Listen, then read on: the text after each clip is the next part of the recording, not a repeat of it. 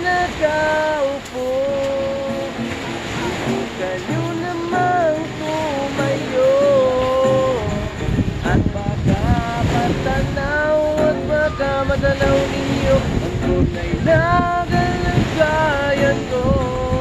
Yo, yo! Tao po, nandiyan po ba kayo sa loob na malaking bahay? Malawak na makuha, mataas na pa rin pinapaligiran at nakapit ang mga mamahal sa sakyan. Mga manday natin kung wala namang kapatid, marami at kapatid. Bakit manunulari, walang puso sa buong mga plastic na ranahin. Kilala ang pinagod na dahil na simuti ng galing na nasa kahon. Kahit na hinunod na kanila ay may nagsisak siguro manihan. Sa bahay na ganyan, sa iba nila ay dito mo rin bakit nagsimuhan tao na naman mag-akin ng isang kukuhan na may pagkaganawin pinag-aagawa. Kaya naman, sige pinag-aagawa lang kung makikinig ko sa kanila ay nasigawan.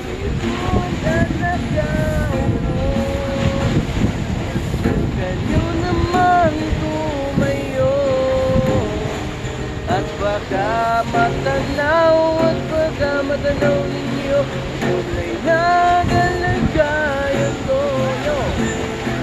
Yo, walang galang na po sa taong nakaupo. Nagpupong magkakatamigas namin na hindi puno. Hindi nyo ba kayo namin yung pinagtapit na pinyero. Sabihin si Martinez na tumuto na ng yero.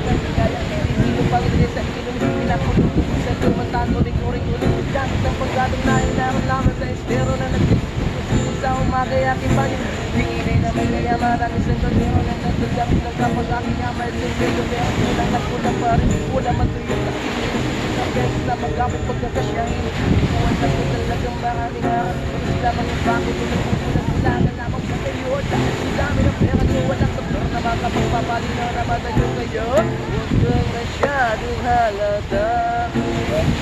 Bato sa langit ang masama ay huwag magsali. Bato sa langit nadamanan.